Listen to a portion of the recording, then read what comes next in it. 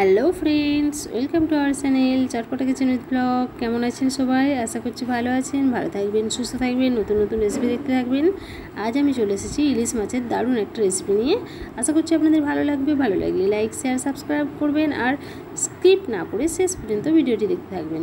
চলুন তাহলে আমরা রেসিপিটা তৈরি করি। রেসিপি তৈরি করার জন্য আমি নিয়ে নিয়েছি ইলিশ মাছ। মাছটা আমি পরিষ্কার করে কেটে এইভাবে ধুয়ে নিয়েছি। এবার আমি এর মধ্যে লবণ আর হলুদ মেখে নেব। দিয়ে দিচ্ছি পরিমাণ মতো লবণ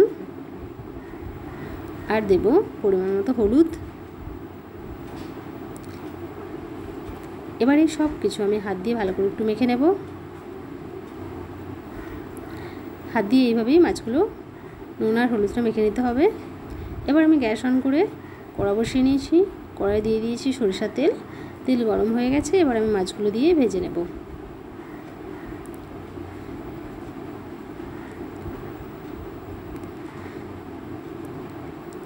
মাছগুলো খুব বেশি কড়া করে ভাজবো না, আমি দুই সাইডটা উল্টে হালকা করে ভেজে নেব। দেখুন এক সাইডটা হয়ে গেছে, এগুলো আমি উল্টে আর এক সাইডটা ভেজে নেব।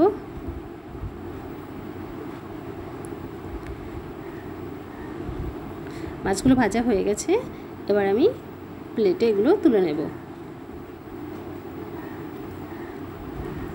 এগুলো খুব বেশি কড়া করে ভাজার দরকার হবে না, কারণ বেশি কড়া করে মাছটা ভাজলে ইলিশ মাছের স্বাদটা আর সেরকম ভালো লাগে না। তাই আমি এরকম অবস্থায় তুলে নিচ্ছি। এবার এই তেলের মধ্যে দিয়ে দেব কালো জিরে আর দেব দুটো চেরা কাঁচা লঙ্কা।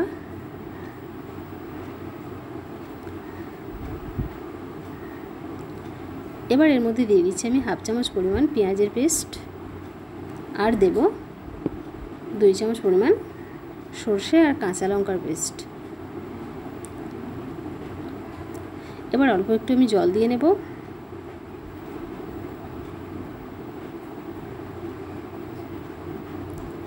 দেখুন জলটা দিয়ে নিয়েছি।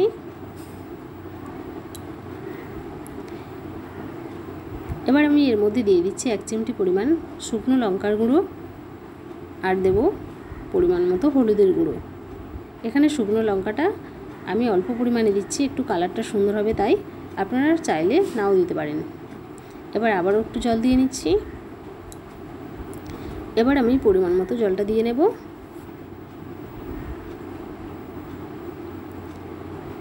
দেখুন আমি জলটার পরিমাণটা দিয়ে নিয়েছি।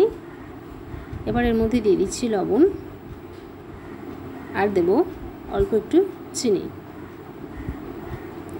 এবার ঝোলটা ভালো করে একটু ফুটিয়ে নেব। দেখুন ঝোলটা বেশ সুন্দরভাবে ফুটে উঠেছে। এবার আমি ভেজে রাখা মাছগুলো এর মধ্যে দিয়ে দেব।